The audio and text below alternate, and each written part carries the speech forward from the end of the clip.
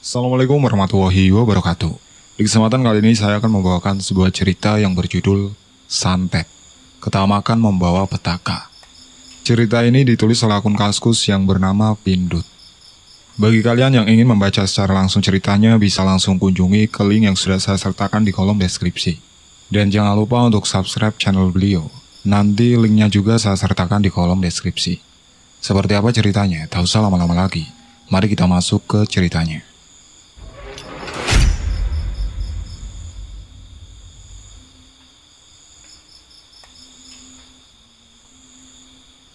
Terdengar sebuah alarm yang berbunyi. Sebuah tangan terlihat meraba-raba berusaha menggapai jam weker yang terus berbunyi. Sang pemilik tangan pun bangun dari tidurnya. Seorang gadis dengan rambut sebau menguap sambil mengusap-usap mata. Kemudian berjalan sempoyongan menuju ke kamar mandi dan membersihkan diri. Tidak lama kemudian, gadis itu menuju ke lantai bawah dan melihat seorang pria yang tidak lain adalah sang papa yang bernama Fajar, tengah duduk sambil membaca koran di sofa. Gadis cantik yang masih mengenakan piyama itu bernama Isna. Dia berjalan ke arah dapur sambil mengendus aroma sedap dari masakan wanita berkerudung yang terlihat sedang mencicipi sup buatannya. Wanita itu adalah sang mama yang bernama Fatima. Kedua orang tua Isna memang sedang berlibur karena hari Minggu.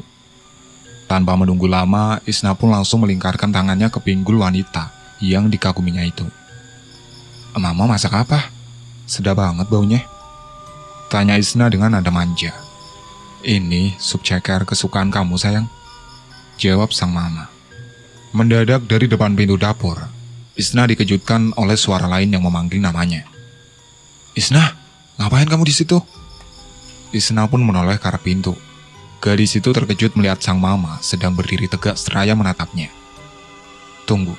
Jika mama ada di sana, lalu siapa yang kurangkul ini?" batin Isna.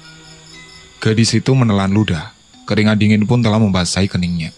Ia meregangkan tangan, melepaskan rangkulan tangannya dan perlahan melongok ke atas untuk melihat siapa wanita yang berada di hadapannya. Seketika netranya terbelalak saat melihat wanita yang dikira sang mama tadi sudah berubah. Wanita itu berwajah pucat dengan tetesan darah hitam yang mengalir di seluruh wajahnya. Matanya pun melotot tajam ke arah Isna. Isna berteriak dan terbangun dari tidurnya, bersamaan dengan dering jam weker di meja samping tempat tidurnya. Gadis itu terengah-engah, lalu mematikan jam weker yang terus berbunyi itu. Kemudian ia mengatur nafasnya kembali. "Astagfirullahaladzim, mimpi apa itu tadi?"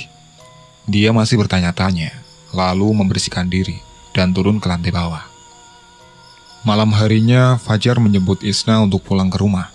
Mereka berdua berjalan melewati pekarangan rumah berlantai 2 itu.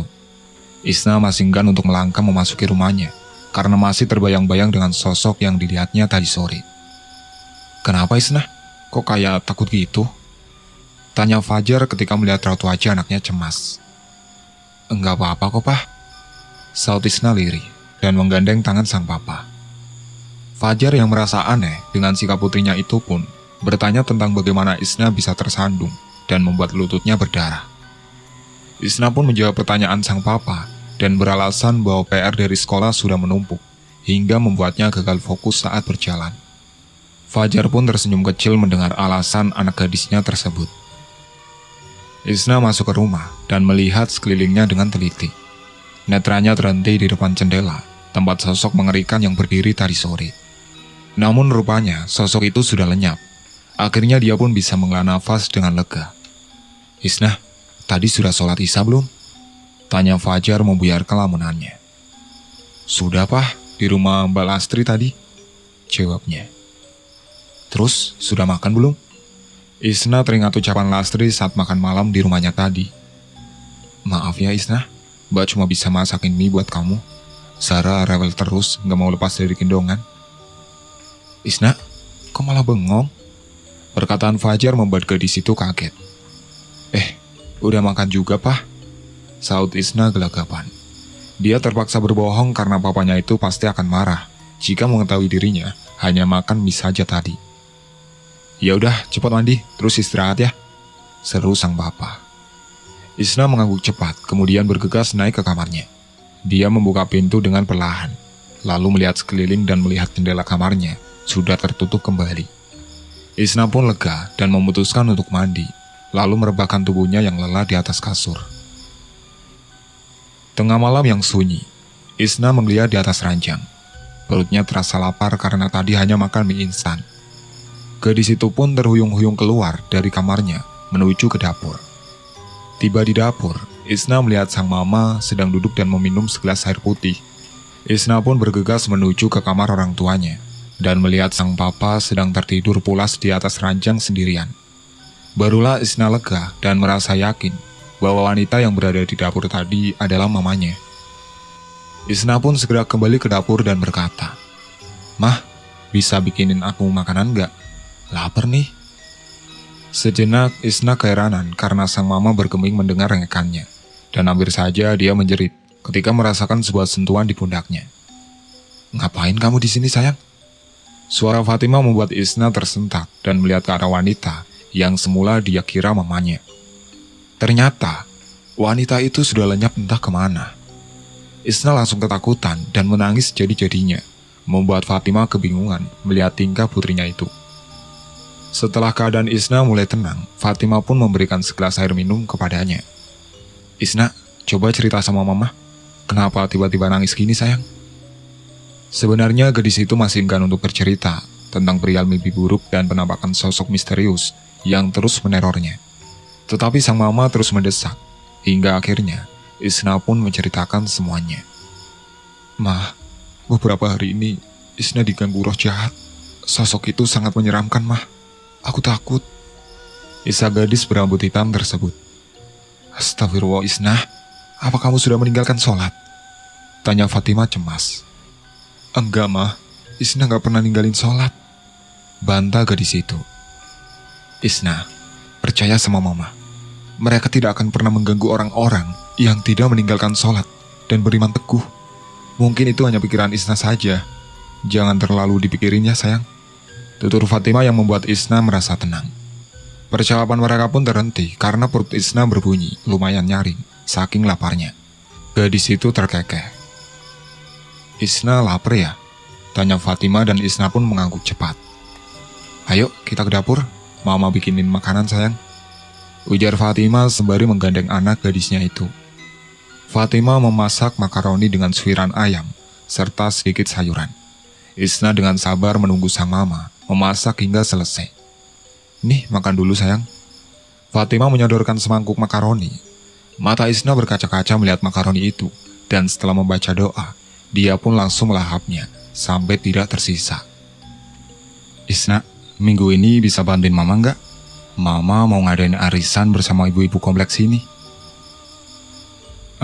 Iya, Mah. Ntar Isna bantuin," sautnya sembari mengelus perutnya yang kekenyangan.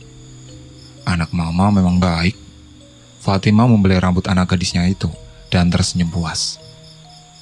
Singkat cerita, Isna sedang menuangkan air ke beberapa gelas dan membawanya ke ruang tamu. "Ini minumannya, Tante. Silakan dinikmati," ujar Isna dengan sopan kepada ibu-ibu yang sudah berkumpul di rumahnya. "Makasih, Isna sayang, anak yang baik," puji salah satu wanita yang berambut ikal seraya mengusap rambut Isna. Isna tersenyum manis dan bergegas kembali ke dapur. "Oh iya, dengar-dengar Mbak Dia sama Mbak Tari buka restoran juga ya?" ujar Fatimah membuka obrolan. "Iya, kami juga ingin sukses seperti Mbak Fatimah loh. Iya nggak Mbak Dia?" seru Tari seraya meneguk minumannya. "Iya, doain kami berdua supaya sukses juga ya," timbal dia. "Pasti Mbak, yang penting jangan mudah menyerah ya. Ayo, silakan dinikmati nih makanannya. Ini buatan saya sendiri loh." Fatimah meletakkan beberapa piring yang berisi pastel, lemper, klepon, putu ayu, risol, dan beberapa makanan lainnya. "Wah, sepertinya enak nih," saut Tari seraya mencicipi kudapan itu. "Rumah Mbak Fatimah luas juga ya? Boleh nggak kita melihat-lihat?" tanya salah seorang wanita di sana. "Oh, boleh saja Mbak. Mari saya antar berkeliling," saut Fatimah ramah dan beranjak untuk mengantarkan ibu-ibu arisan itu untuk berkeliling di sekitar rumahnya yang memang lumayan luas itu. Suatu malam, di saat semua penghuni rumah sudah tertidur lelap, Isna kembali bermimpi buruk tentang kedua orang tuanya. Tubuhnya berkeringat, dan dia terus mengikau, memanggil nama papa dan mamanya. Sesaat kemudian, dia terbangun dan mengatur nafasnya yang terengah-engah. Astagfirullah, mimpi apa itu tadi? Gumamnya merasa heran. Mimpi itu terus saja berulang sampai beberapa hari, dan membuat gadis berambut sebau itu menjadi pemurung. Saat di sekolah, dia sampai tidak fokus ketika teman-temannya memanggil. Isna, Isna. Salah satu temannya memanggil, tetapi gadis itu bergeming dan masih melamun. Isnalia Anggreni, ucap temannya dengan lantang. Iya bu, hadir. Saut Isna kaget, dikira sedang absen. Semua teman-temannya pun tertawa dan salah satu dari mereka menghampiri. Kamu lagi mikirin apa sih? Aku lihat beberapa hari ini kamu murung terus. Tanya Erna, teman sebangku dan juga sahabat karib Isna. Enggak apa-apa kok, lagi mikirin ujian aja. Saud Isna beralasan. Kamu itu pinter Is, ngapain juga mikir ujian? Udah ayo kita ke kantin aja. Ajak Erna seraya menarik tangan gadis itu. Isna biasa pulang menggunakan angkutan umum, lalu turun di depan sebuah gang dan lanjut berjalan kaki menuju rumahnya. Tiba di persimpangan, dirinya dan Erna pun berpisah karena rumah mereka berbeda arah. Baru saja dia memasuki pekarangan, terlihat kerumunan orang di sana. Gadis itu pun keheranan karena rumah itu biasanya sepi. Isna bergegas masuk dan bertanya pada sang papa yang terlihat tengah berdiri di ruang tamu. Pah, ada apa ini? Oh, kamu sudah pulang Isna? Bukan menjawab, tetapi sang ayah malah bertanya balik. Raut wajah sang papa yang terlihat khawatir semakin membuat Isna penasaran. Mama tadi terkena tumpahan minyak panas saat di restoran, jadi langsung mas bawa ke rumah sakit. Jelas Prima, kakak kandung Isna, yang juga suami Lastri. Apa? Terus mama sekarang di mana? Isna mulai panik. Mamamu lagi istirahat di kamar, saut Fajar sang papa. Tanpa melepaskan tas sekolah yang digendongnya, Isna langsung bergegas menuju kamar sang mama. Gadis itu tertegun melihat sang mama terbaring di ranjang dengan kaki dan tangan yang tampak dibalut perban.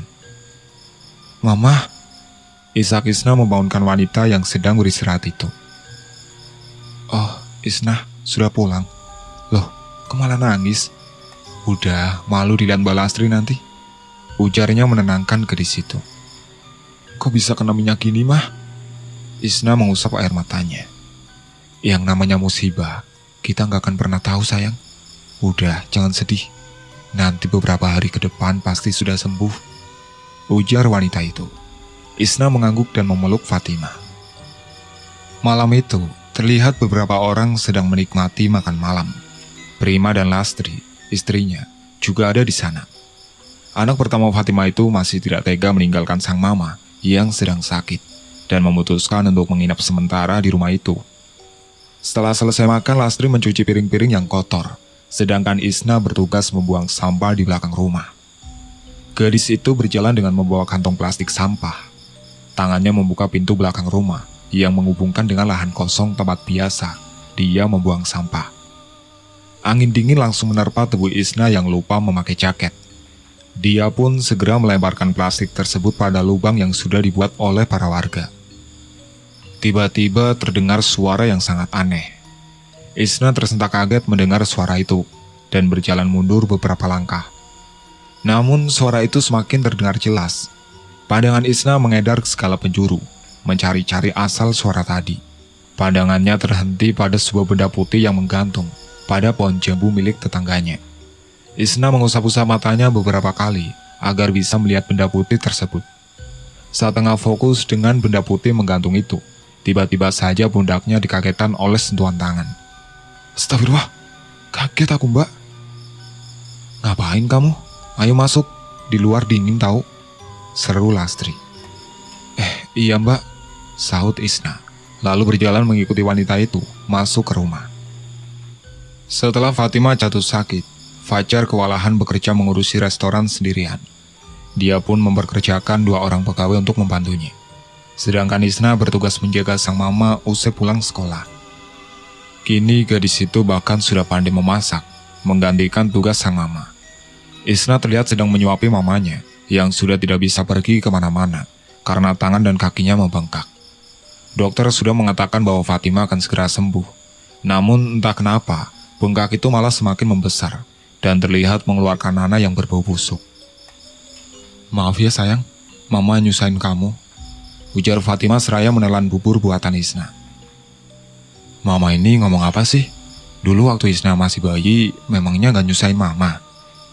Canda Isna yang membuat Fatima tersenyum kecil. Setiap hari Isna selalu membersihkan tubuh wanita yang telah melahirkannya itu dengan handuk kecil dan air hangat. Isna tidak terlihat jijik sama sekali ketika membersihkan nanah yang terus mengalir di tangan dan kaki sang mama. Hatinya terenyuh saat membantu mamanya mengganti baju. Gadis itu setengah mati menahan tangis di depan mamanya dan bergegas keluar saat tidak bisa lagi membendung air matanya. Dia pun menangis terseduh-seduh di dapur karena merasa iba pada sang mama yang menderita penyakit tidak jelas itu. Isna berusaha tegar karena hanya dirinya saja yang bisa mengurus sang mama. Prima, sang kakak, mendapat tugas untuk bekerja di luar Jawa dan memutuskan untuk memboyong Lastri, juga Sarah turut serta, karena dirinya diharuskan tinggal di kantor itu selama 2 tahun. Sebenarnya Prima bimbang menerima tugas itu, karena itu berarti dirinya tidak bisa turut merawat sang mama yang tengah terbaring sakit. Bahkan Prima sempat ingin mengundurkan diri saja. Namun Fajar meyakinkan putra sulungnya itu untuk tetap menerima tugas dan tidak perlu mengkhawatirkan mamanya. Jadilah hanya Isna dan sang papa saja yang mengurusi Fatima, juga restoran mereka. Seminggu setelah keberangkatan Prima, Fajar malah tertimpa kemalangan usai memperkerjakan pegawai baru. Uang hasil penjualan selama beberapa bulan, raib dicuri oleh pegawai baru itu. Fajar bingung harus berbuat apa. Dia juga sudah melaporkan kejadian itu, dan pihak berwajib masih mencari kedua orang pelaku. Entah kenapa, semakin hari keadaan keluarga Isna semakin memburuk. Kemalangan demi kemalangan terus menimpa keluarga itu. "Kenapa kita mendapatkan musibah terus-menerus seperti ini ya, Mah?" Keluh pria yang berkumis tipis itu seraya menatap istrinya yang terduduk di ranjang. "Istighfar, Pak. Semua ini ujian dari Allah. Kita harus tetap tabah ya," tutur Fatima memberikan semangat. "Bagaimana kita harus membiayai kuliah Isna, Mah? Tabungan Papa sudah habis untuk membiayai pengobatan Mama," keluh Fajar sambil memijat kepalanya sendiri. "Sabar, Pak. Pasti akan ada jalan. Kita pikirkan nanti setelah Isna lulus ya," sahut istrinya. Tanpa sengaja, Isna mendengar percakapan itu dan benar-benar terpukul. Dia tidak ingin menyusahkan dan menjadi beban untuk kedua orang tuanya itu. Isna pun memutuskan untuk tidak kuliah dan langsung bekerja di restoran bersama papanya usai lulus sekolah. "Kamu yakin itu keputusan yang tepat? Kenapa kamu gak mau kuliah, Isna?" Fajar mempertanyakan keputusan anak gadisnya itu. "Isna mau kerja ngumpulin uang yang banyak biar bisa bayarin pengobatan Mama, Pak," sahut gadis yang kini genap berusia 18 tahun itu. "Maafin Papa ya sayang, karena sudah menghancurkan impianmu." Fajar langsung memeluk putrinya itu. "Iya, Pak. Isna ngerti kok," sahut Isna menahan tangis. Tekadnya sudah bulat untuk bekerja keras dan memberi pengobatan maksimal bagi sang mama agar segera sembuh. Suatu hari restoran mereka dipenuhi pengunjung. Fajar dan Isna hampir kewalahan melayani para pengunjung itu. Saat mereka tengah sibuk, salah satu pengunjung menggebrak meja dan berteriak, "Makanan apa ini? Bagaimana bisa ada belatung di piringku?"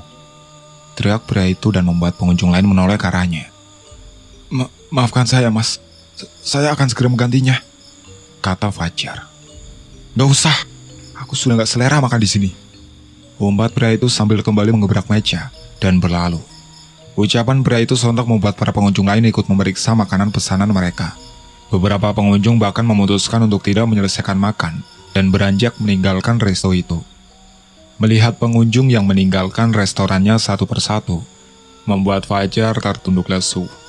Pria berkumis tipis itu duduk di kursi seraya memegangi dahinya. "Papa yang sabar ya," ujar Isna menenangkan sang papa. Pria itu hanya mengangguk dan masih tertunduk lesu. Selama ini dia selalu berusaha menyajikan yang terbaik untuk para pelanggannya. Namun entah mengapa, akhir-akhir ini sering sekali terjadi hal-hal yang membuat restoran terus merugi. Sejak kejadian itu banyak rumor yang beredar tentang keluarga Isna. Desas-desus mengatakan bahwa kedua orang tua Isna rela menyembah iblis demi meraih kekayaan. Dan kini, kemalangan yang terus-menerus menimpa keluarga itu adalah asap dari perbuatan musyrik mereka. Begitu pedih rasanya mendengar semua kabar yang beredar itu. Fajar merenungi semua kejadian yang membuatnya terpuruk itu. Pikirannya kacau dan bercampur aduk. Isna yang melihat sang papa begitu terpukul pun berusaha menenangkannya. Namun sang papa tetap saja terlihat murung dan bersedih. Suatu hari Isna memutuskan untuk membuka dan menjalankan restorannya sendirian. Sedangkan Fajar bergantian merawat Fatima di rumah.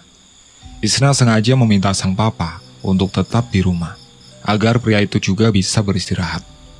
Toh kini pengunjung di restorannya sudah sangat berkurang, dan hal itu membuat Isna bisa mengurus restoran itu sendirian. Tidak berapa lama setelah restoran buka, seorang pria muda terlihat memasuki restoran. "Selamat datang, silakan. Ini buku menunya." Sambut Isna seraya menyodorkan buku menu setelah pria itu duduk di salah satu kursi. Sang pria melihat dan membolak-balik buku menu itu. "Pesan ayam bakar sama tumis kangkung ya, Mbak?" sahutnya. "Baik, mau minum apa, Mas?" tanya Isna. "Air putih saja, Mbak." "Oh iya, tunggu bentar ya, Mas." Isna bergegas menyiapkan pesanan pria itu, dan tidak lama kemudian, dia pun membawa nampan berisi makanan ke meja sang pria. "Ini, Mas, pesanannya."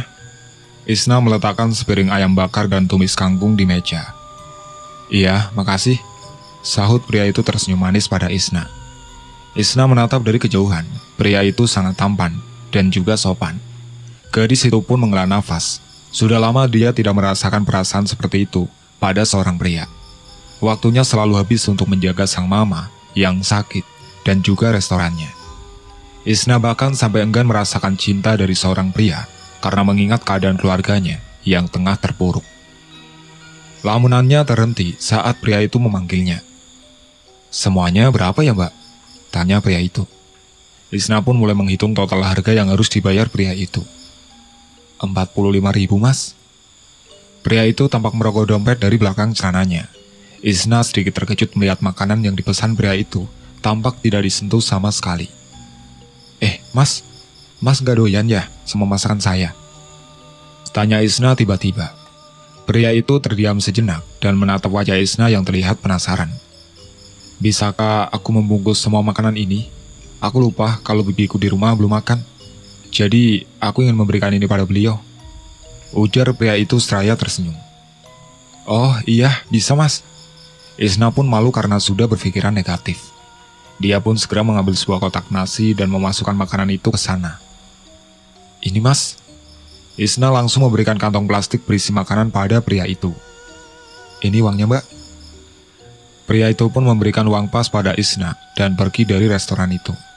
Saat keluar dari restoran, pria itu terlihat sempat berpapasan dengan Erna, sahabat Isna.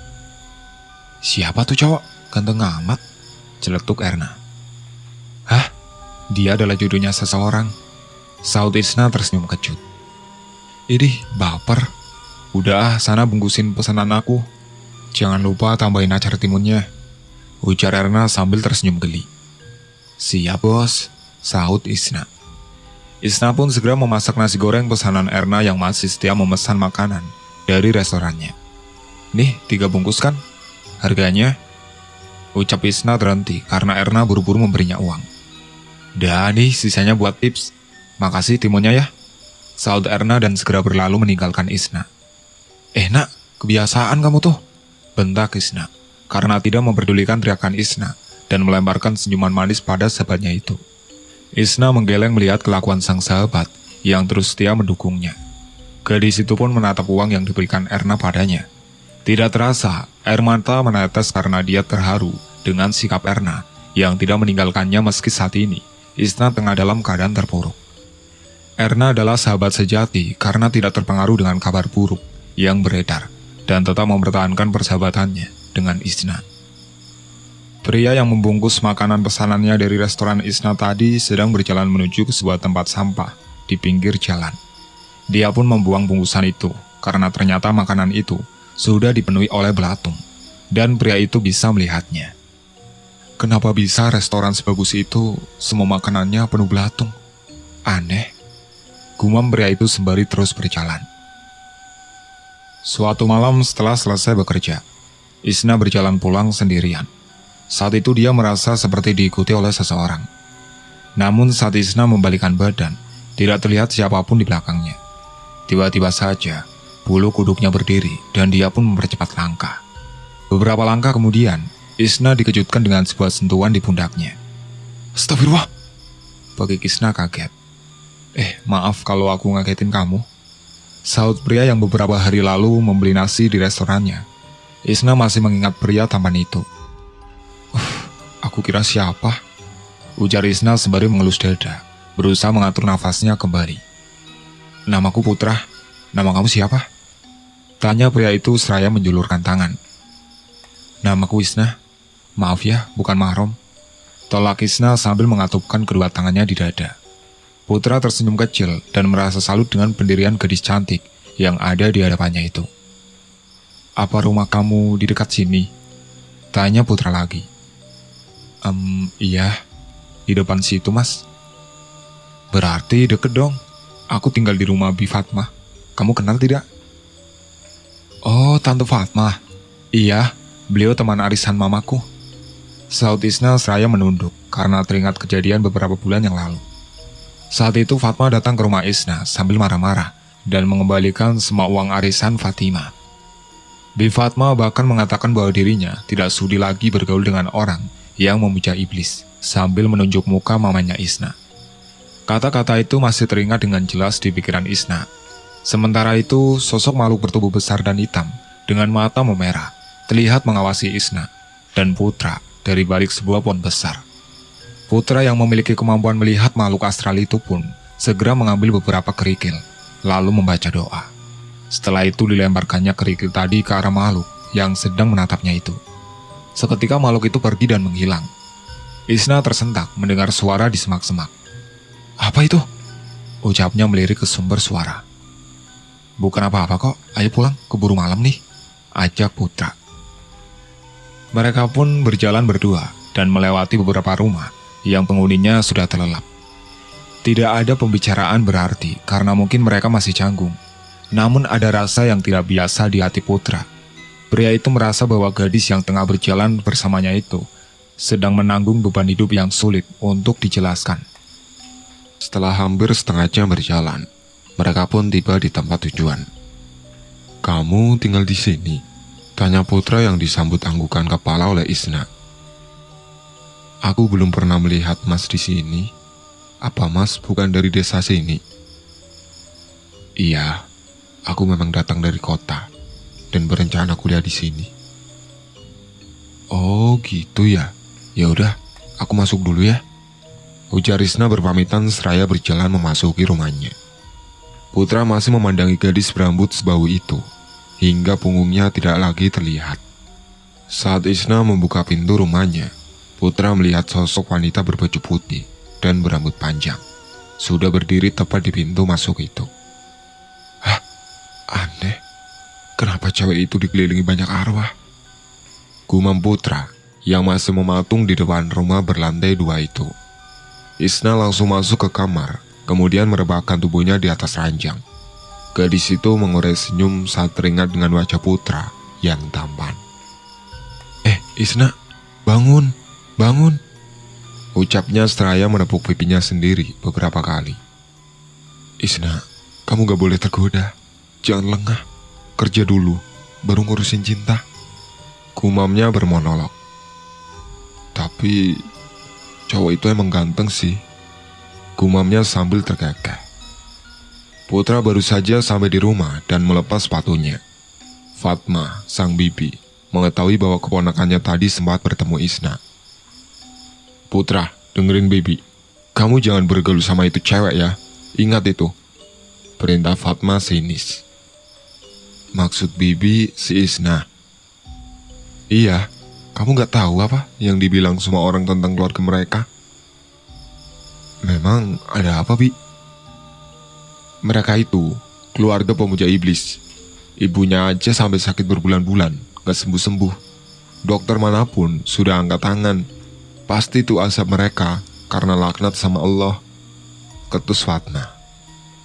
Astagfirullah. Bi, itu susu namanya.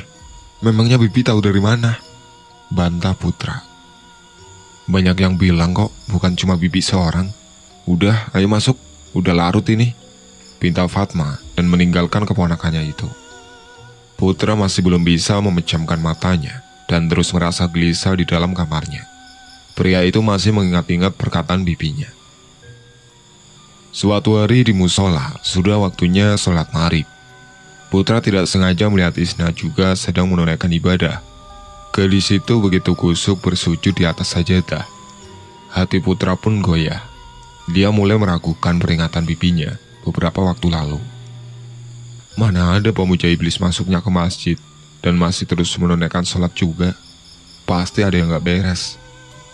Gumam Putra yang memang dikaruniai kelebihan dari Sang Maha Kuasa, tetapi dia tidak pernah menyombongkan kelebihannya itu.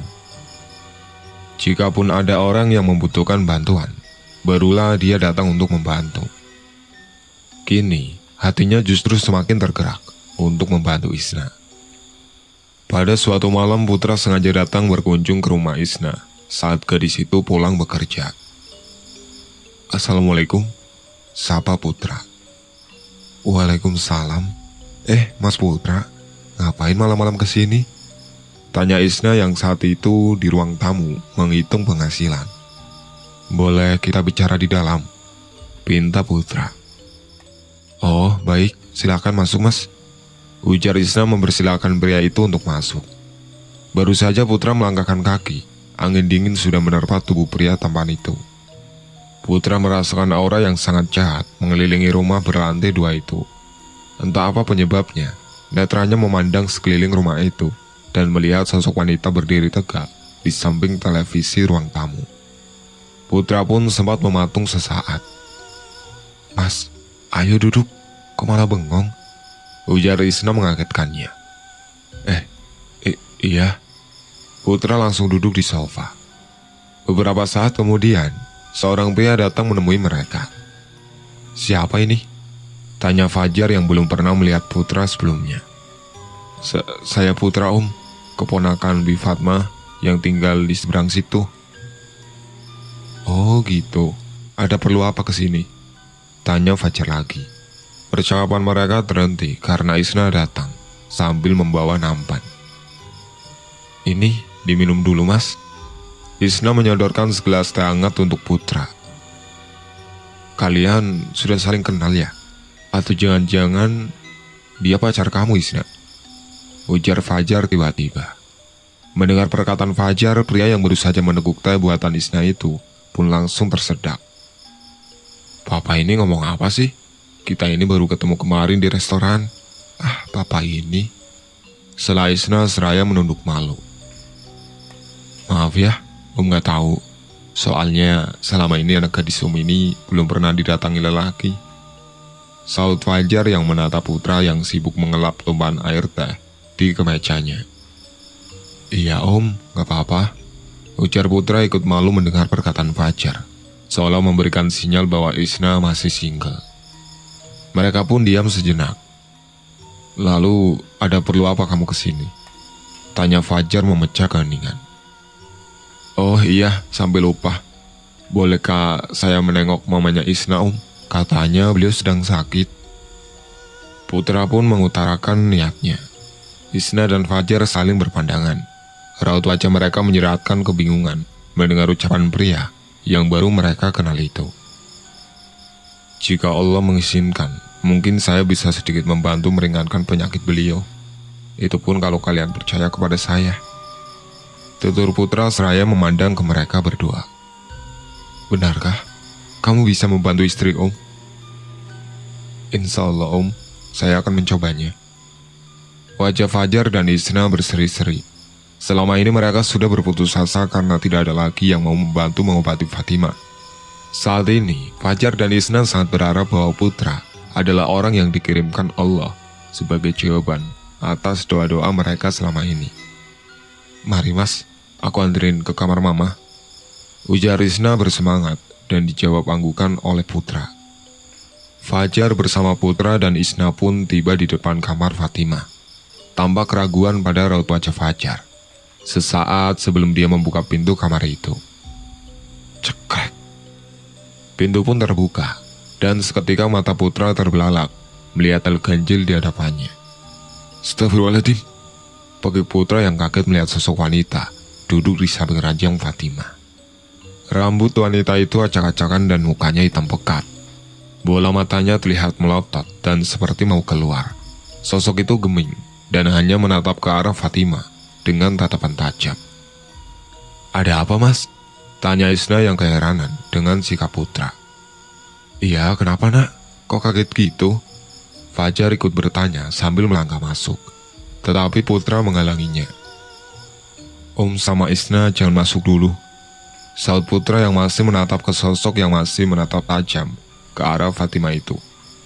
Sebenarnya ada apa sih? Saut Isna seraya memutar bola matanya berkeliling ke seluruh kamar. Namun dalam penglihatannya, tidak ada yang aneh. Isna, kamu punya sapu lidi nggak? Tanya Putra. Punya? Kenapa emangnya? Bisa tolong ambilkan beberapa lidi yang masih bersih? Ya udah, tunggu sebentar. Isna pun bergegas pergi ke kamarnya dan mengambil sapu lidi yang biasa digunakannya untuk membersihkan kasur. Kemudian segera kembali ke kamar sang mama. Ini Mas. Isna pun memberikan sapu lidi itu pada Putra. Putra menerima sapu lidi itu lalu membaca doa. Setelah itu dia melangkah perlahan menuju ke depan ranjang milik Fatimah yang terlihat terbaring lemas di sana. Tanpa menunggu lama, Putra pun langsung memukul-mukul ranjang itu beberapa kali menggunakan sapu lidi tadi. Sosok wanita berwajah hitam itu seperti terkejut, lalu menatap Putra sambil mendesis marah. Ia pun menyeringai dan memperlihatkan giginya yang bertaring. Putra tidak memperdulikannya dan masih sibuk menggebuk ranjang itu dengan sapu lidi, sampai akhirnya sosok itu berubah menjadi angin dan lenyap dari sana, melewati Fajar dan Isna. Angin apa ini? Tanya Fajar yang merasakan hembusan angin dingin yang baru saja melewati tubuhnya. Iya Pak, angin dari mana ini? Isna ikut heran. Fatimah yang sejak tadi tertidur, tiba-tiba terbangun mendengar kegaduhan itu. Maaf Tante, Putra mengganggu waktu istirahat Tante. Ujar Putra menyapa wanita berkerudung itu. Iya, gak apa-apa nak. Kamu siapa ya? Saya Putra, keponakannya Bi Fatma, jawabnya. Oh, kamu pasti keponakannya yang dari kota itu. Mbak Fatma dulu sering cerita banyak tentang kamu. Ujar wanita itu seraya beranjak duduk, dibantu oleh Fajar. Mas Putra, tadi itu apa?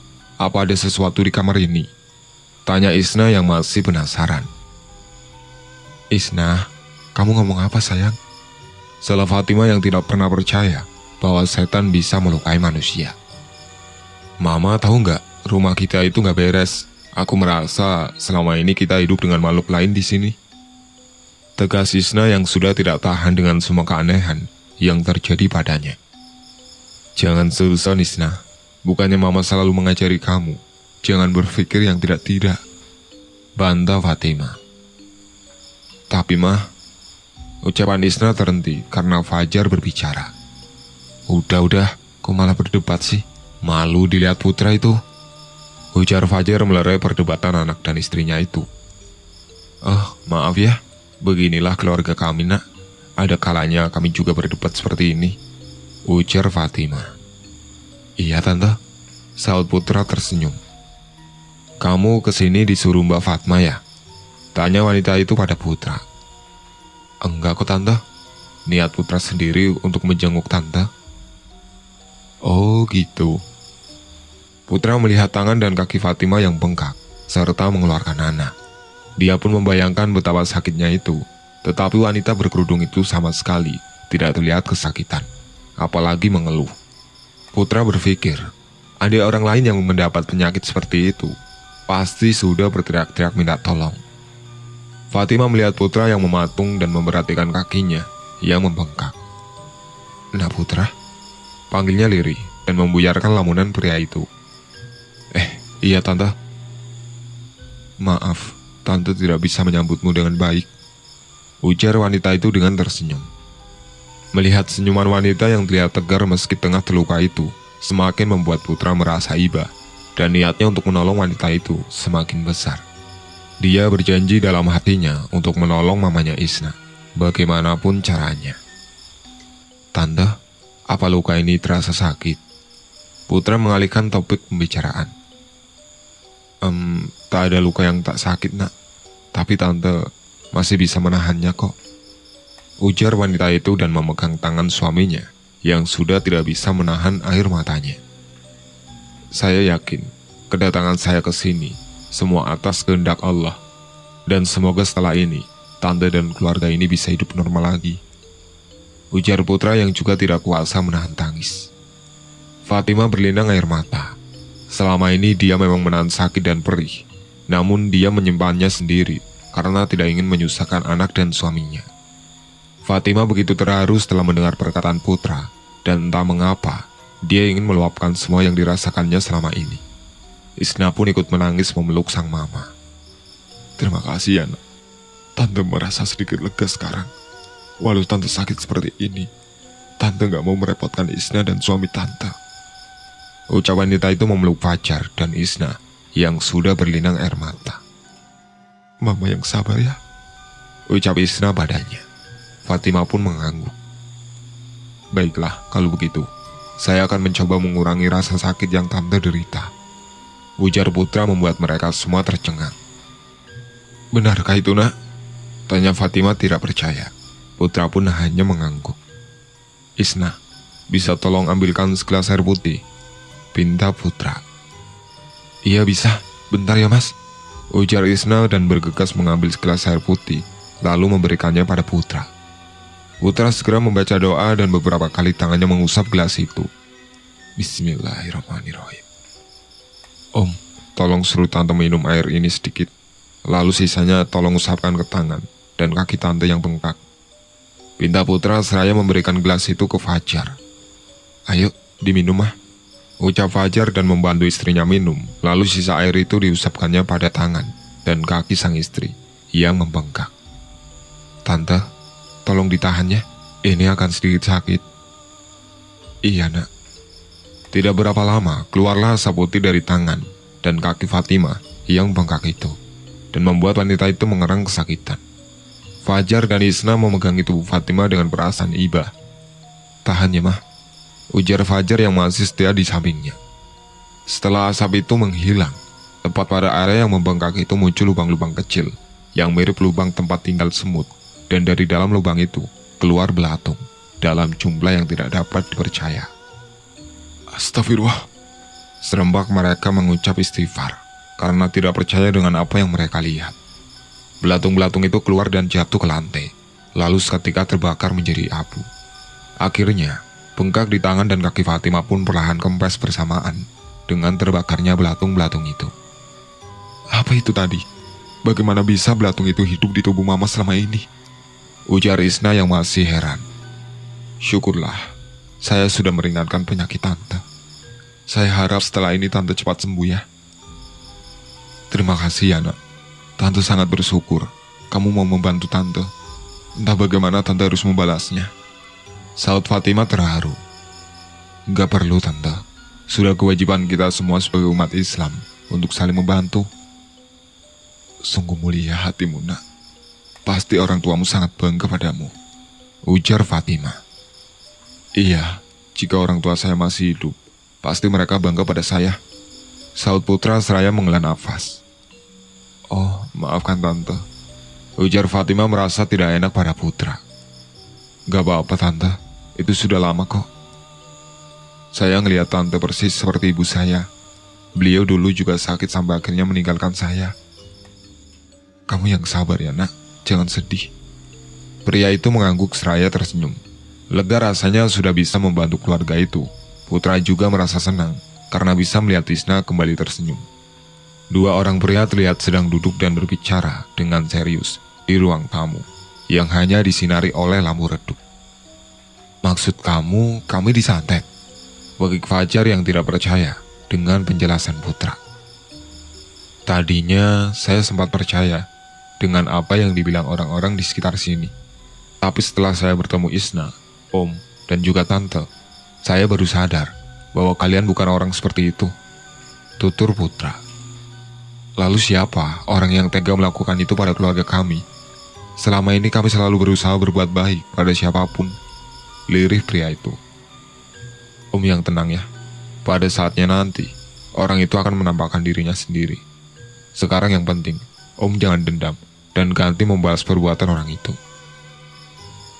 Om tidak pernah punya pikiran seperti itu, nak.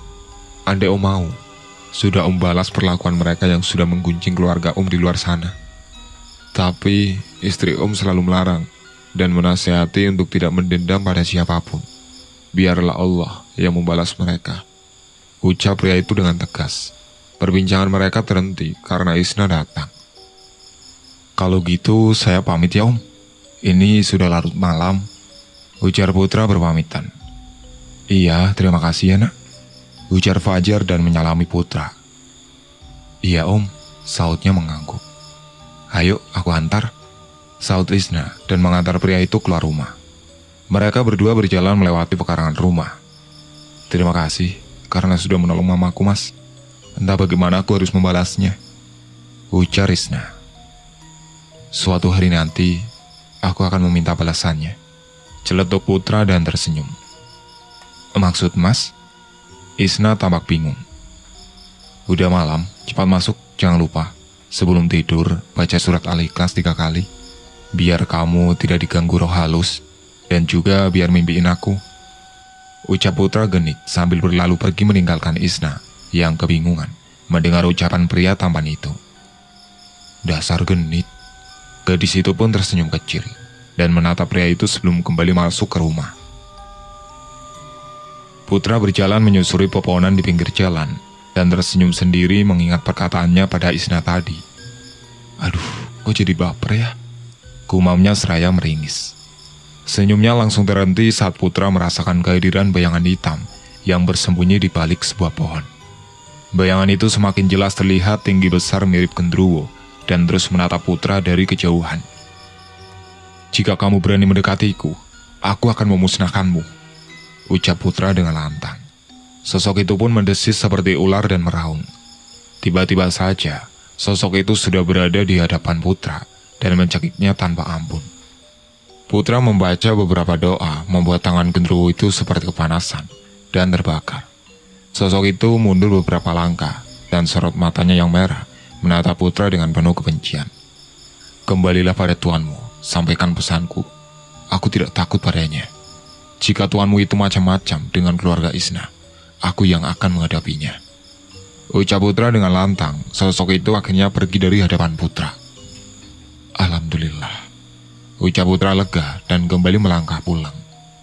Keesokan harinya, Isna baru saja kembali dari pasar, terlihat membawa tas belanjaan. Langkahnya sedikit tertatih melewati rumah Fatma dan masuk ke gang kecil yang mengarah ke rumahnya. Bi, Putra pergi dulu ya, udah telat nih, ada kelas pagi Bi. Ujar Putra bergegas memakai sepatu dan keluar dari rumah itu. Tapi kamu udah sarapan belum Putra?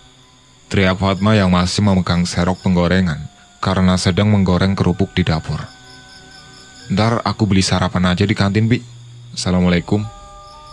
Waalaikumsalam. Saud Fatma menggeleng melihat kelakuan keponakannya. Isna mendengar percakapan mereka saat tanpa sengaja berpapasan dengan Putra yang keluar rumah. Pria itu sempat tidak mengira bahwa gadis yang berpapasan dengannya barusan adalah Isna.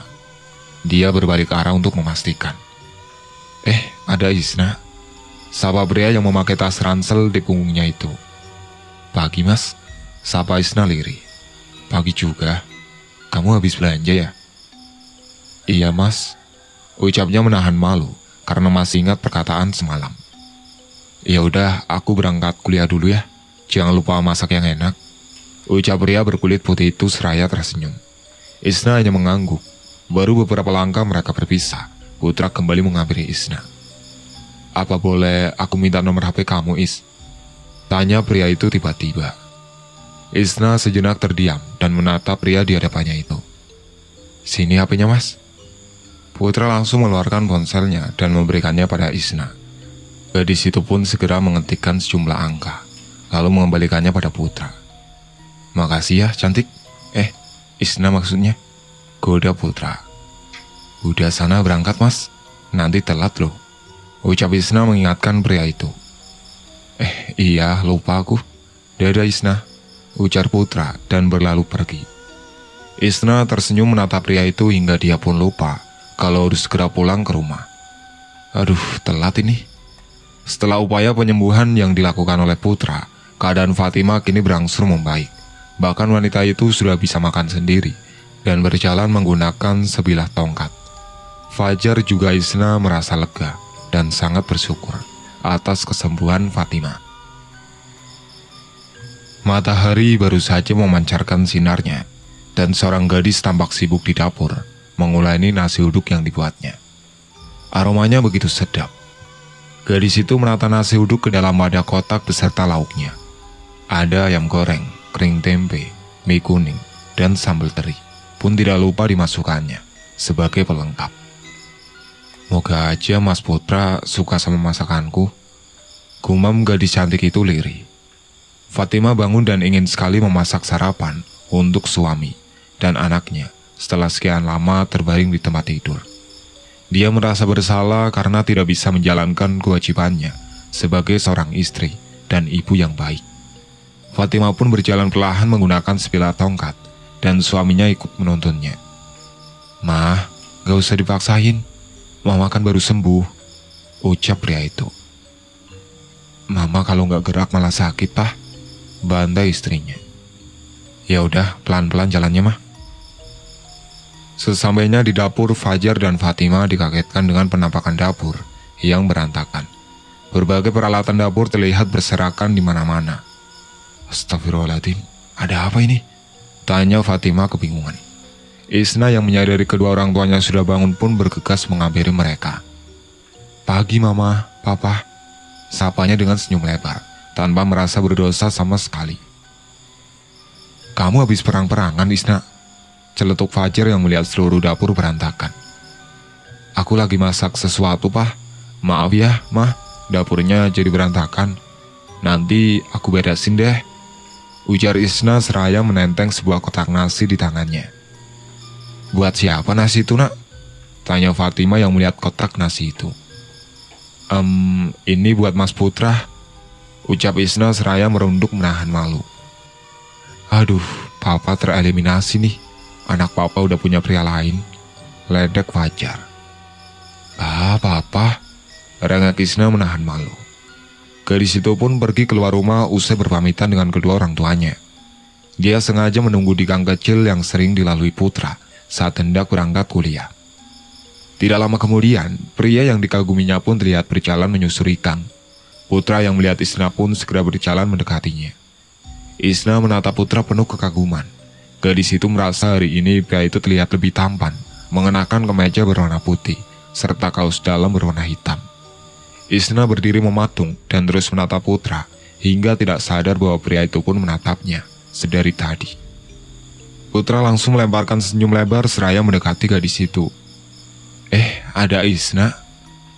saut Putra yang melihat gadis itu berdiri di pinggir jalan dan terlihat seperti tengah menunggu seseorang. "Pagi Mas," sapa gadis cantik itu sembari tersenyum. "Isna ngapain di sini?" "Ini buat Mas," ujar Isna seraya menyodorkan kotak nasi buatannya. "Berapa harganya?" tanya Putra yang sedikit terkejut dan mengira bahwa kotak nasi itu adalah tester makanan terbaru jualan Isna. Ini gratis kok Mas. Anggap saja sebagai rasa terima kasih karena Mas Putra sudah menolong mamaku," jelas Isna. "Makasih ya, tahu aja kalau aku lagi butuh sarapan," ujar pria itu tersenyum manis pada Isna dan menerima kotak nasi itu. "Ya udah Mas, cepet berangkat, ntar telat lu." "Iya deh, dadah Isna." "Dadah Mas Putra." Putra pergi dengan membawa kotak nasi yang diberikan Isna. Gadis itu tersenyum puas, lalu berjalan kembali menuju ke rumah. Saat sampai di depan rumah, sebuah pesan dari Putra masuk di ponselnya. "Makasih ya cantik, sudah dibuatkan sarapan. Kupastikan akan menghabiskan semua makanan ini." Iya mas, pelan-pelan aja makannya. Jangan lupa baca basmalah, ntar keselak lu. Ejak Isna membalas Putra. Pria itu mengirim gambar emotikon meringis dan Isna pun ikut tertawa kecil.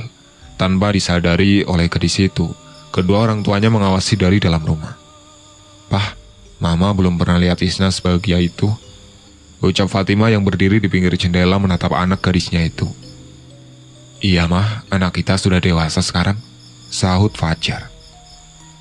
Pah, gimana kalau kita mengundang Putra untuk makan malam di sini?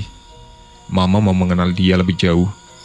Juga sebagai ungkapan terima kasih karena dia sudah membantu meringankan penyakit Mama, usul wanita itu.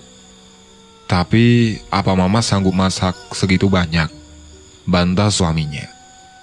Kan Mama punya asisten, Pak, ucap Fatima dan melirik ke Isna. Ah, dasar Mama ini. Ya udah, nanti Papa yang undang Putra untuk makan malam di sini, sahut Fajar dan Fatima pun mengangguk.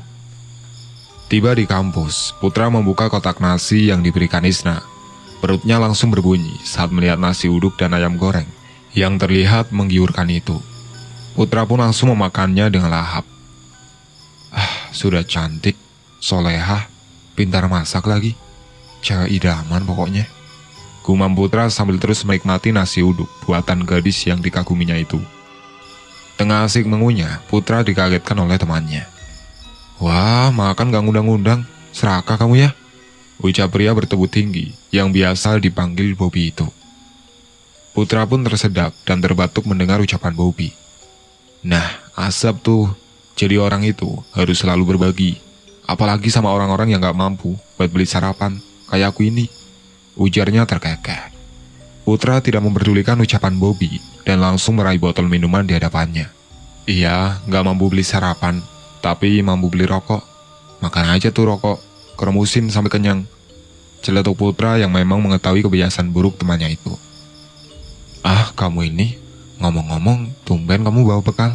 Itu dari bibimu ya? Tanya Bobby dengan air liur yang sudah mau keluar, karena melihat nasi uduk yang sangat lezat itu. Bukan, ini dari seseorang. Wah, lancar banget kamu, baru pindah udah punya penggemar. Aku nyicipin ya, ujar Bobby menyabet nasi uduk itu dan langsung melahapnya. Hah, orang ini, sahut Putra menggeleng. Enaknya, pasti yang bikin ini cewek cantik, ujar Bobby yang masih sibuk menggigit ayam goreng sambil melirik ke arah Putra. Iyalah cantik, emak-emak penjual warteg di sebelah sono juga cantik-cantik, bantah Putra. Bobby pun hanya meringis mendengar ucapan Putra. Putra menerima undangan dari keluarga Isna untuk makan malam bersama hari Sabtu malam.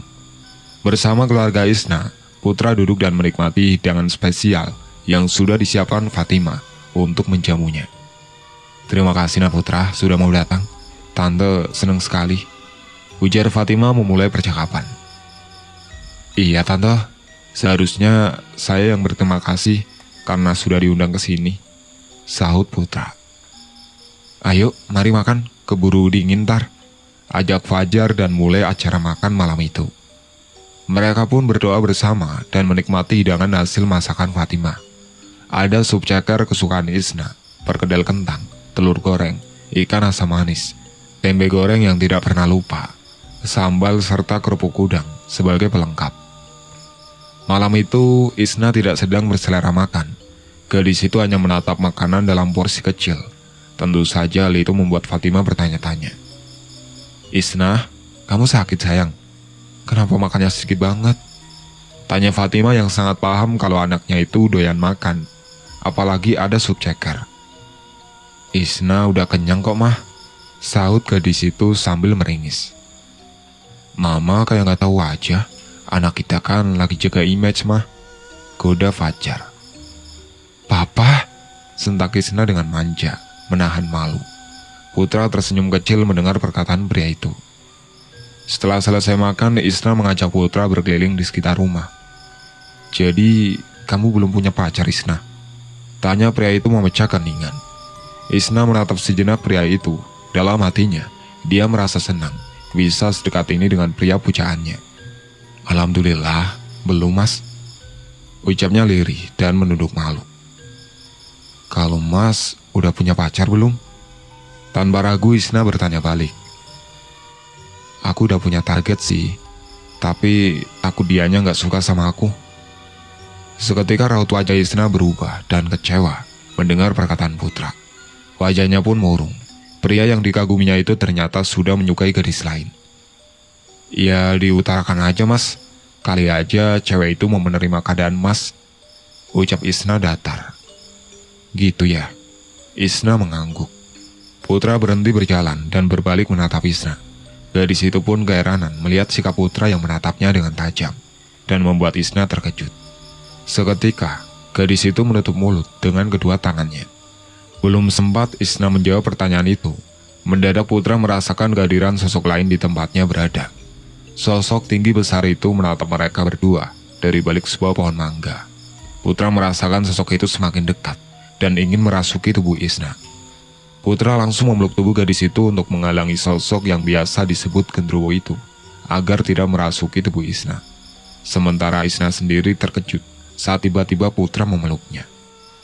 Bukan maksud aku untuk lancang Isna, tapi ada sesuatu yang ingin masuk ke tubuhmu, bisik Putra sambil terus menatap sosok besar yang semakin mendekat itu. Bulu kuduk Isna langsung berdiri usai mendengar perkataan Putra. Gadis itu pun mencengkeram ke meja Putra dengan erat karena ketakutan. Benarkah itu Mas? Tanya Isna yang masih ketakutan. Putra hanya diam dan mengisyaratkan Isna untuk terus berlindung di balik tubuhnya. Benar saja, sosok itu berusaha merasuki tubuh Isna. Ia terus mencoba masuk, namun sosok itu juga terus terpental karena Putra melindungi Isna. Sosok itu pun mulai kewalahan karena terus gagal merasuki tubuh Isna. Ia pun meninggalkan kedua orang itu dan menghindari Putra yang terus menatap tajam ke arahnya. Isna, duduk di sini sebentar ya, pinta Putra pada gadis itu. Isna pun mengangguk dan duduk di sebuah kursi. Putra pun segera menyusul sosok yang menghindarinya tadi. Berhenti kamu, bentak pria itu pada sosok yang terus berlari menghindar. Sosok itu berbalik badan dan mendesis mengeluarkan lidahnya yang panjang dan bercabang. Putra segera berdoa dan mengentakkan kakinya beberapa kali hingga sosok itu terbakar dan lenyap dari hadapannya. Isna masih memandang sekelilingnya dengan dada yang berdebar. Dia benar-benar ketakutan. Rasa takutnya mulai hilang saat Putra datang menghampirinya. Kamu gak apa-apa kan Is? Tanya Putra. Iya Mas, gak apa-apa kok, jawabnya lirih. Sebaiknya kita kembali ke dalam. Ini sudah malam. Kamu cepat istirahat. Besok pagi aku akan kesini lagi untuk memeriksa barangkali ada sesuatu yang lain di rumah ini, ujar Putra. Memangnya ada apa Mas? Tanya Isna penasaran. Entah kenapa sosok itu kembali lagi ke rumah ini. Besok saja aku jelaskan. Ayo kita masuk ke dalam, pinta pria itu dan menggandeng tangan Isna. Keesokan harinya, Putra menepati janjinya dan benar-benar datang ke rumah Isna. Sebelumnya gadis itu sudah menceritakan kejadian semalam kepada kedua orang tuanya. Fatima masih saja tidak percaya, sampai kemudian Putra menemukan sebuah kotak kecil di belakang rumah mereka. Ketika kotak itu dibuka oleh Putra, barulah Fatima percaya. Kotak itu berisi sebuah boneka kecil dari kain yang dililit oleh beberapa helai rambut. Astagfirullahaladzim, siapa yang tega melakukan ini pada kita, Pak? Ucap Fatima menahan tangis. Ini adalah ilmu santet, entah apa yang diinginkan orang itu, gumam Putra. Lalu, siapa yang mengubur kotak itu di rumah ini? Tanya Fajar geram. Ini pasti perbuatan orang yang dekat dengan keluarga Om. Apakah Om punya seseorang yang bisa dicurigai? Tanya Putra. Papa gak pernah bawa teman ke rumah, apalagi aku yang gak punya teman, ucap Isna. Lalu mereka semua menatap ke arah Fatima. Loh, kok jadi pada ngeliatin sih? Tante emang sering bawa ibu-ibu komplek ke sini buat arisan, tapi bukan berarti mereka pelakunya kan? Ujar Fatima yang terus berusaha untuk tetap berprasangka baik. Pelakunya bisa jadi orang terdekat Tante, karena ia bisa dengan mudah mengambil rambut Tante, sahut Putra. Hah? Gak mungkin, serga Fatima tidak percaya. Putra meletakkan kotak itu di atas lantai, lalu membaca doa. Tidak berapa lama kemudian, kotak itu terbakar beserta isinya. Kalian gak perlu khawatir, saya sudah memusnahkan benda itu. Sekarang keadaan akan lebih aman, ucap Putra pada mereka. Terima kasih ya Nak Putra, ujar Fatima. Putra mengangguk cepat dan mereka semua pun merasa lega. Suatu hari di restoran, Fatima yang sudah merasa dalam kondisi baik itu ikut membantu untuk membuka restoran. Sementara Isna sedang mencuci sayuran yang akan dimasak nanti di dapur restoran. Gadis itu sedang memikirkan perkataan Putra kemarin. Maukah kamu menjadi pacarku? Perkataan Putra itu masih terngiang-ngiang dalam pikiran Isna dan membuatnya senyum-senyum sendiri. Senyuman Isna menghilang saat matanya melihat sosok wanita yang terlihat berlari ke pintu belakang. Siapa itu? Mah, itu Mama ya? Tanya Isna yang berpikir bahwa sosok itu adalah sang mama. Tetapi tidak ada sautan sama sekali. Isna pun berjalan menuju pintu belakang dan melihat wanita berdiri menatapnya dengan wajah penuh darah. Sosok itu pun balas menatap Isna dan berjalan mendekati gadis itu. Ah! Teriak Isna lalu berlari keluar dari dapur. Tetapi sosok itu berhasil menjambak rambut dan mencekik lehernya. Isna tidak bisa berteriak lagi. Tangannya ingin meraih gagang pintu yang hanya berjarak kurang dari 1 meter. Tetapi suara tawa sosok itu terdengar semakin nyaring dan cekikannya bertambah kuat. Isna semakin merasa lemas dan tidak berdaya. Sesaat kemudian, sebuah hembusan angin dingin langsung merasuk ke tubuh gadis malang itu dan membuatnya langsung tersungkur ke lantai. Isna merintih kesakitan. Sesuatu yang asing menguasai tubuhnya. Sementara itu di kampusnya, Putra terus menatap ponselnya, berharap sebuah pesan masuk dari gadis yang diidam-idamkannya itu. Sayangnya, hingga jam kuliah berakhir, ponselnya masih saja diam.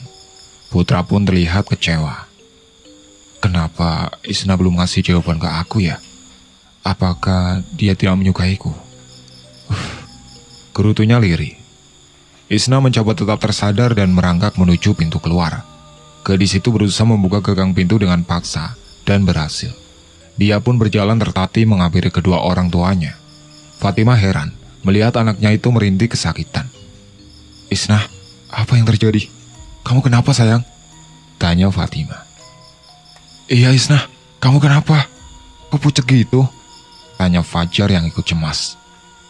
Seketika Isna berteriak mengerang kesakitan dan memegangi perutnya. Ada apa ini? Fatima mulai cemas. Para pelanggan di sana merasa ketakutan mendengar rintihan Isna dan berlarian keluar. Sementara mata Isna melotot dan terlihat seperti menahan sesuatu yang akan keluar dari tenggorokannya. Tidak lama kemudian gadis itu pun memuntahkan darah hitam yang bercampur paku dan silet. Astagfirullahaladzim, Isna! Fajar berteriak dan langsung merangkul tubuh anaknya yang terbujur lemas itu. Pah, cepat kita bawa Isna pulang, ujar istrinya. Iya mah, ujar Fajar seraya membopong tubuh Isna dan membawanya pulang. Sesampainya di rumah, Isna masih terus merasakan kesakitan. Gadis malang itu terus mengerang dan muntah lagi. Kali ini Isna memuntahkan darah hitam beserta belatung. Sang mama benar-benar tidak tega melihat keadaan Isna. Pah, sepertinya kita harus memanggil Putra. Mama gak mau keadaan Isna menjadi lebih buruk lagi, seru Fatima. Baiklah mah, tolong tungguin Isna. Papa akan segera kembali. Fajar pun bergegas pergi untuk menemui Putra. Fajar datang ke rumah Fatma untuk mencari Putra. Namun Fatma mengatakan bahwa keponakannya itu belum pulang dari kampus. Fajar pun harus kembali pulang dengan perasaan kecewa. Gimana Pak? Di mana Putra? Tanya Fatima. Kata Fatma, dia belum pulang kuliah. Aduh, bagaimana ini? Aku juga nggak tahu nomor teleponnya, ucap Fajar cemas. Pak, coba lihat di ponsel Isna. Mungkin dia punya nomornya Putra, usul Fatima. Fajar segera mengambil benda pipi yang ada di dalam tas milik Isna dan langsung mencari nomor kontak Putra. Beberapa saat kemudian, Fajar pun menemukan nomor Putra. Tanpa menunggu lebih lama lagi, Fajar pun segera menghubungi Putra. Putra yang melihat nama Isna tertera pada layar panggilan ponselnya langsung berbunga-bunga. Akhirnya, kamu nelpon aku juga, gumamnya tersenyum dan mengangkat panggilan itu. Halo? Suara Putra terpotong karena Fajar langsung berbicara. Putra, di mana kamu sekarang? Loh, Ini baru mau pulang dari kampus, Om. Kenapa ya? Tanya Putra keheranan karena yang berbicara di telepon adalah papanya Isna. Bisakah kamu segera ke sini, Nak? Sesuatu terjadi pada Isna. Kami berdua nggak tahu harus berbuat apa. Apa? Baiklah, Om. Saya akan segera ke sana.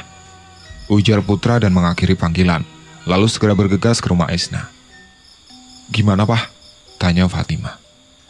Putra akan segera ke sini, Mah. Sahut pria itu. Tidak lama kemudian Putra sudah sampai di rumah Isna. Untungnya gadis itu sudah tenang dan berbaring di ranjang. Orang tua Isna dan Putra pun terlibat pembicaraan serius di ruang tamu. Sebenarnya apa yang terjadi pada Isna, Om? Tanya Putra. Om juga nggak tahu. Tadi saat di restoran, dia teriak-teriak, lalu memuntahkan darah hitam beserta paku dan silet. Jelas Fajar. Apa? Paku, Om? Putra tampak cemas. Pertanda apa itu, Nak Putra? Tanya Fatimah. Isna disantet, Tante. Apa? Siapa lagi yang melakukan itu pada anakku? Isa Fatimah seraya mengelus dada. Sepertinya ini ulah orang yang sama dengan pelaku yang juga melukai Tante. Belum selesai mereka berbicara, terdengar teriakan dari dalam kamar Isna. Mereka bertiga pun bergegas menuju ke kamar Isna. Betapa terkejutnya mereka saat membuka kamar gadis itu. Isna terlihat berguling-guling di lantai sambil sesekali menekan lehernya sendiri, seakan sesuatu akan keluar dari mulutnya. Isna berdiri dan menarik segumpal rambut dari dalam mulutnya. Rambut itu terus keluar dari tenggorokannya dan semakin memanjang. Astagfirullah. Ucap mereka serempak karena terkejut. Isna masih menarik gumpalan rambut yang seolah tidak berujung itu. Putra tidak tinggal diam melihat gadis pujaannya diperlakukan seperti itu dan segera berdoa. Akhirnya Isna berhasil memuntahkan semua gumpalan rambut yang sudah bercampur dengan darah hitam dan belatung. Usai kejadian itu, Isna pun langsung terkulai lemas dan pingsan. Isna! Teriak Putra dan menghampiri gadis pujaannya itu. Isna masih terbaring lemas di lantai saat tiba-tiba saja dia kembali mengerang kesakitan karena merasakan nyeri yang luar biasa di bagian kepala, dada, dan perutnya bersamaan. Tidak, sakit. Teriak gadis itu sambil terus meremas kepala dan perutnya bergantian. Kenapa lagi nih? Tanya Fajar cemas. Om, bisa tolong ambilkan segelas air? Pinta Putra. Tunggu sebentar, ujar Fajar dan segera ke dapur mengambil segelas air dan memberikannya pada Putra. Putra mendoakan air itu, lalu memercikannya ke tubuh Isna. Seketika asap putih pun terlihat keluar dari tubuh gadis itu. Namun Isna masih terus mengerang dan mencengkeram perutnya, yang terasa seperti ditusuk-tusuk. Seorang wanita parubaya tampak bersemedi di sebuah ruangan remang-remang. Hanya satu lampu saja yang menyala di atas kepalanya. Tangan wanita itu memegang sebuah boneka jerami yang sudah dililiti dengan sedikit rambut di lehernya.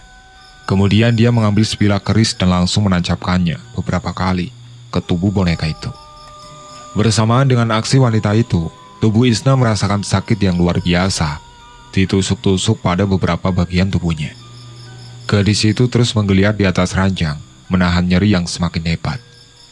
Om sama Tante, tolong pegangin Isna sebentar, pinta Putra. Kedua orang tua Isna pun memegangi tubuh sang putri yang terus menggeliat kesakitan. Sedangkan Putra memegang kepala Isna, lalu membacakan doa. Sesekali Putra mengusap rambut gadis itu, lalu kembali berdoa. Doa-doa Putra membuat keris yang ditancapkan pada boneka jerami itu mendadak tercabut sendiri. Wanita itu geram dan ingin menancapkannya lagi, tetapi tangannya terasa kaku. Dasar biadab, berani-beraninya kamu melawanku. Umpat wanita itu, yang tidak lain adalah dia, teman arisan Fatimah. Keris itu terlempar jauh saat dia berusaha menancapkannya lagi. Wanita jahat itu pun turut terjungkal ke lantai, sedangkan boneka di tangan kirinya langsung terbakar dan menjadi abu. Sialan, umpat wanita itu. Ruangan itu langsung bergetar dan membuat beberapa barang terjatuh. Suasana semakin mencekam saat beberapa makhluk astral seperti kuntilanak, sundel bolong, dan genderuwo bermunculan. Mereka adalah makhluk yang dikirim dia untuk mengganggu keluarga Fajar. Kini semua makhluk itu berbalik menyerangnya. Ada yang mencekik dan menggerogoti tubuh wanita itu hingga tidak berdaya. Tiba-tiba saja, keris yang tadi terpental seolah digerakkan oleh sesuatu yang tidak kasat mata dan langsung menghujami tubuh dia berkali-kali tanpa ampun sebelum akhirnya benda itu lenyap. Rudy yang mendengar teriakan ibunya itu langsung datang ke kamar dan kaget saat melihat sang ibu tergeletak di lantai bersimbah darah. "Ibu, apa yang terjadi?" tanya Rudy anak semata wayangnya itu. "Balaskan dendam ibu," ucap dia dan langsung membuskan nafas terakhir di pelukan anaknya. "Ibu!" teriakan Rudy pun menggelegar. Sementara di tempat lain, Isna merasa badannya lemas. Fajar segera membaringkan anak gadisnya itu di ranjang. Putra juga sedikit terluka dan sempat muntah darah karena melawan kekuatan hitam yang sangat kuat. "Apa kamu baik-baik saja, nak?" tanya Fatima. "Saya nggak apa-apa, Tante," sautnya seraya mengelap tetesan darah di mulut menggunakan tisu. "Bagaimana dengan Isna?" tanya Fajar. "Insya Allah, dia akan segera membaik, Om. Saya sudah mengembalikan santet yang menyerang Isna." "Terima kasih, nak," saut Fajar merasa lega. Setelah merasa keadaan Isna cukup aman, Putra pun pamit undur diri karena hari mulai gelap. Dia pun berpesan untuk memberikan segelas air yang sudah dibacakan doa pada Isna ketika gadis itu terbangun nanti. 1 jam kemudian, saat Fatima sedang membersihkan kamar, Isna terbangun. Gadis itu merasakan pegal-pegal di seluruh tubuhnya. Namun anehnya, dia tidak mengingat apapun. Fajar memilih diam dan tidak menceritakan apapun, karena dia tidak ingin anak gadisnya memikirkan kejadian ganjil itu. Setidaknya, hingga kesehatan Isna benar-benar pulih. "Sayang, ini diminum dulu airnya." Fatima memberikan segelas air pada Isna, dan gadis itu pun segera meneguknya sampai habis.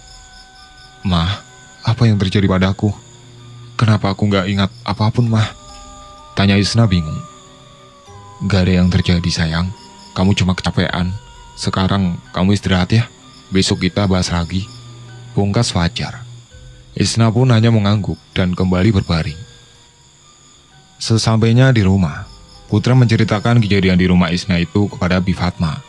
Pria itu bercerita bahwa keluarga Isna bukan penyembah iblis, seperti kabar yang beredar, melainkan disantet. Awalnya Fatma sulit untuk mempercayai ucapan keponakannya itu, tetapi Putra berhasil memberikan bukti-bukti yang kuat dan berhasil membuat bibinya itu percaya. Fatma juga tahu bahwa selama ini sang keponakan tidak pernah berbohong. Wanita parubaya itu menghela nafas sembari duduk di sofa. Ada perasaan menyesal dalam hatinya, karena selama ini dirinya kerap menjelek-jelekan keluarga Isna. "Bagaimana caraku meminta maaf pada Fatimah?" batinnya berbicara.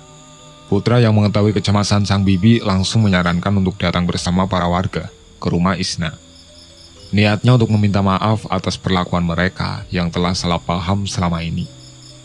"Bibi gak perlu khawatir, Tante Fatimah orang yang sangat baik. Beliau pasti memaafkan kalian semua," tutur Putra menenangkan hati bibinya. Keesokan harinya terdengar kabar bahwa dia yang memiliki restoran di pinggir jalan dan juga teman arisan Fatimah meninggal begitu saja tanpa ada alasan yang jelas. Kematian dia yang tidak wajar itu membuat banyak warga menduga-duga perihal penyebab kematiannya. Fatma dan ibu-ibu komplek lain pergi bertakziah ke rumah dia.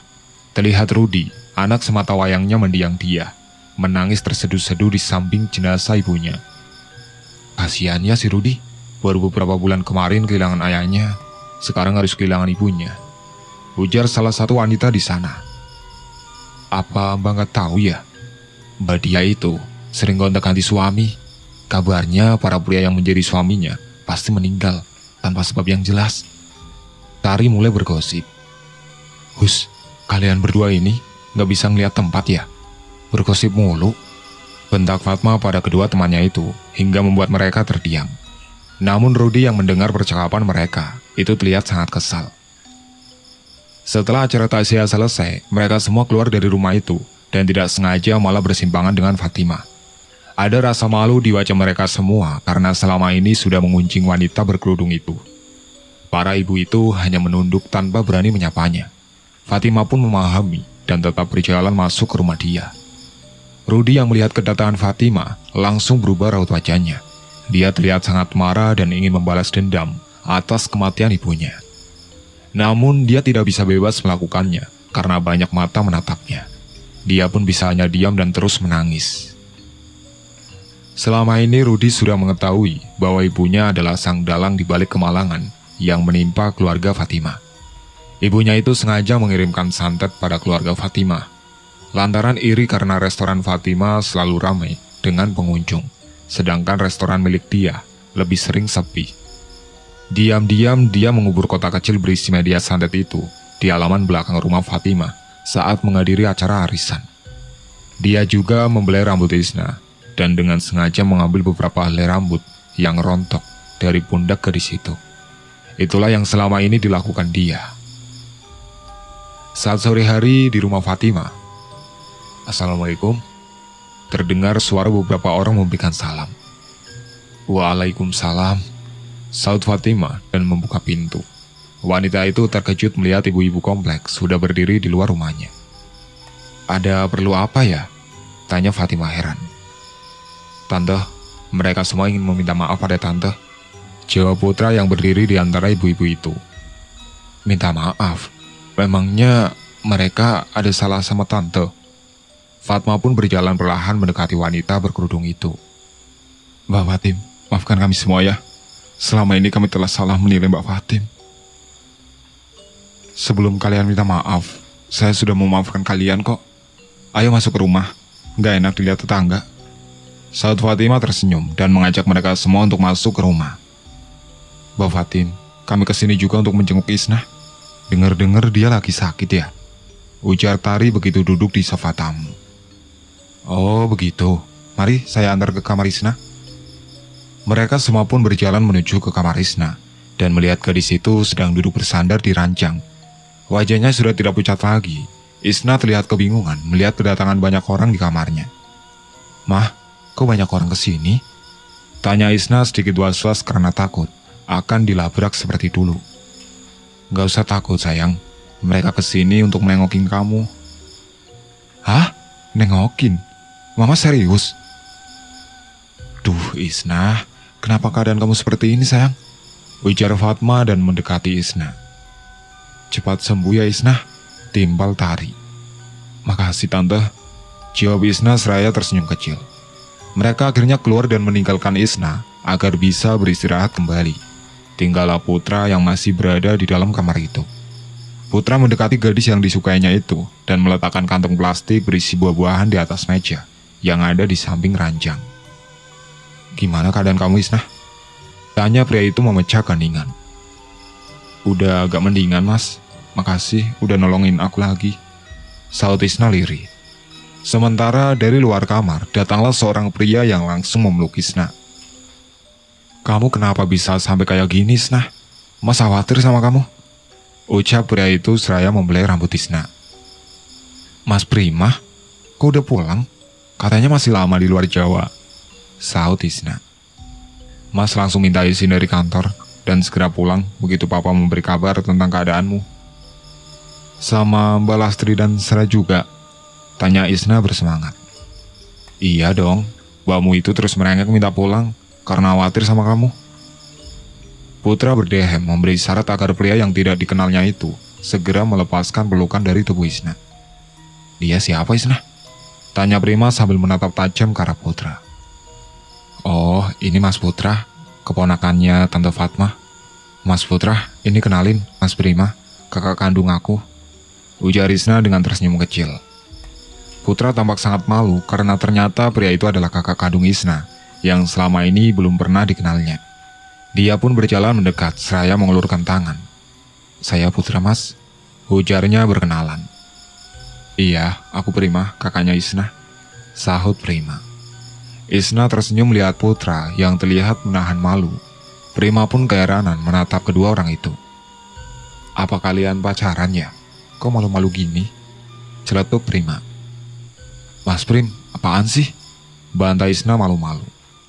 "Saya tuh sudah mengutarakan isi hati saya pada adiknya Mas Prima ini, tapi sampai sekarang belum dijawab juga," serga Putra tanpa basa-basi. "Isna, jangan jual mahal deh, nanti nggak laku loh," ejek Prima kemudian tertawarnya. "Apaan sih mas?" Rona wajah Isna pun mulai memerah karena menahan malu. Beberapa saat kemudian, terlihat Lastri datang sambil menggendong Sarah. "Isna, cepat sembuh ya sayang. Maaf, Mbak Lastri nggak ada di sampingmu saat kamu sakit." "Iya Mbak Lastri, nggak apa-apa kok. Kita sudah nggak diperlukan lagi kok mah. Sudah ada yang jagain Isna kalau dia lagi sakit," ejek Prima seraya menatap ke Putra. "Mas Prim," bentak Isna seraya meruncingkan bibirnya.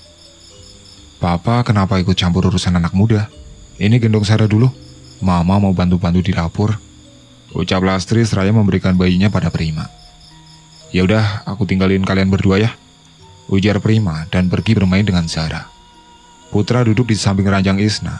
Netranya menatap gadis di depannya itu, yang sibuk menyembunyikan rasa malunya. Spontan Putra memegang tangan Isna. "Aku ingin meminta jawaban. Aku gak kuat nahan penasaran," ucap Putra.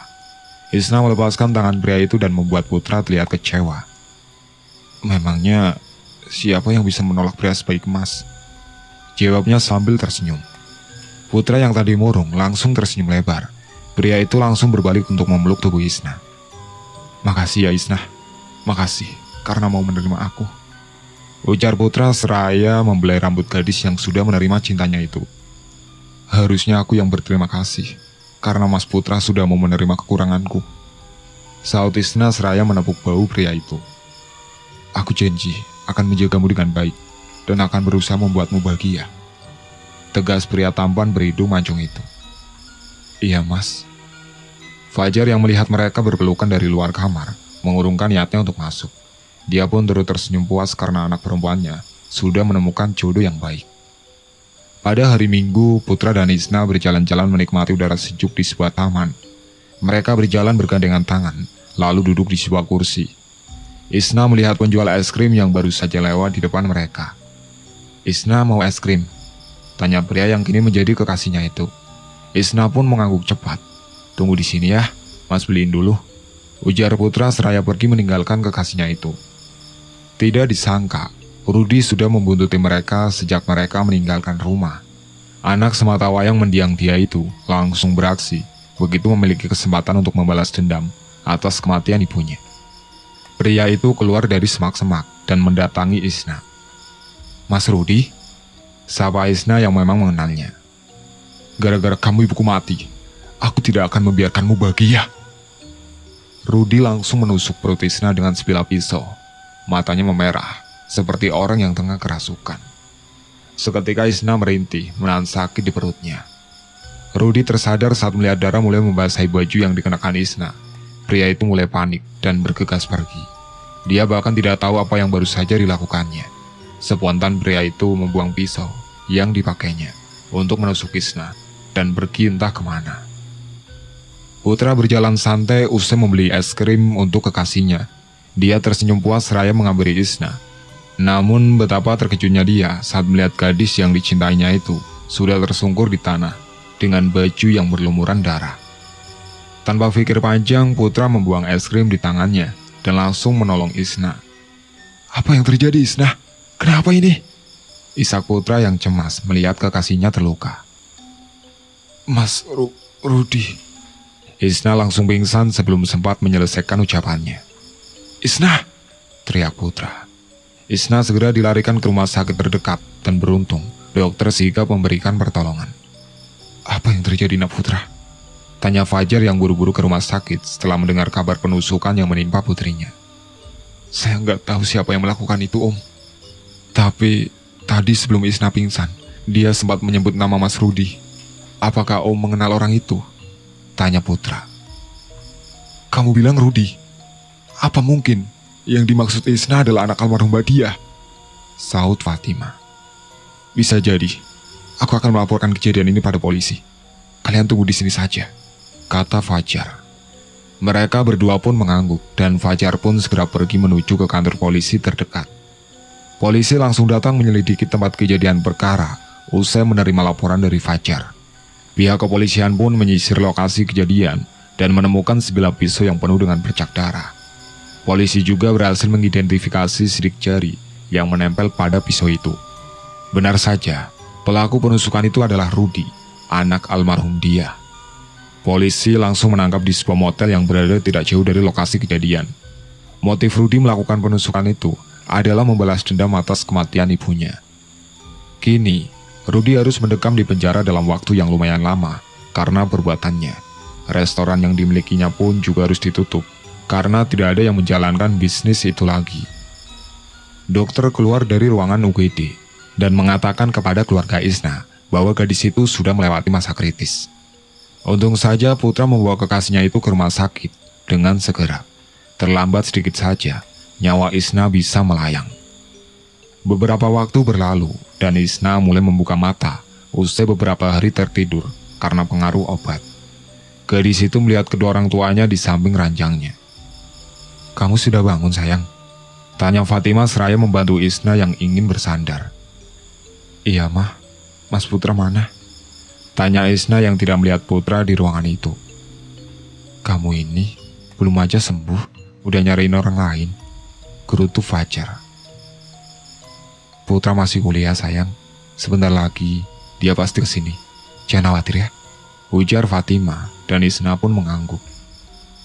Sore harinya Putra datang ke rumah sakit karena ingin mengetahui kabar kekasihnya sekarang. Saat tiba di kamar pasien, pria itu langsung memeluk kekasih yang dicintainya itu. Fajar dan Fatima hanya menggeleng melihat tinggal dua orang yang sedang kasmaran itu. "Mas, ada orang tua aku di belakang," bisik Isna dan melepaskan pelukan pria itu. "Oh, aku sampai lupa. Maaf om, tante," ujar pria itu menahan malu. "Maafin aku karena gak bisa menjagamu dengan baik. Ini semua salahku," ucap Putra penuh penyesalan. "Mas ini ngomong apa? Ini tuh musibah mas, bukan salah mas," bantai Isna. "Iya nak Putra, lagian sekarang pelakunya juga sudah tertangkap. Ternyata selama ini Rudy dan ibunya yang mengirim santet itu ke rumah kami," ujar Fajar. "Benarkah itu, Pak?" tanya Isna tidak percaya. "Iya sayang, Rudy sudah mengakui semua perbuatannya di kantor polisi," timbal Fatima. "Jadi sekarang keluarga kita sudah aman ya Pak?" tanya Isna lagi. "Insya Allah sayang." "Syukurlah om, tante, saya ikut senang," ujar Putra. "Ini semua juga berkat kamu nak Putra," ucap Fajar. Mereka semua pun tersenyum bahagia. Kini restoran milik Fatima sudah kembali seperti biasa. Pelanggan yang dulu pergi kini mulai datang kembali. Keuangan mereka pun juga kembali normal. Fajar memutuskan untuk membiayai kuliah Isna agar anaknya kelak memiliki masa depan yang lebih baik. Putra dan Isna berkuliah di kampus yang sama. Pasangan itu menghabiskan hari-hari mereka dengan kebahagiaan.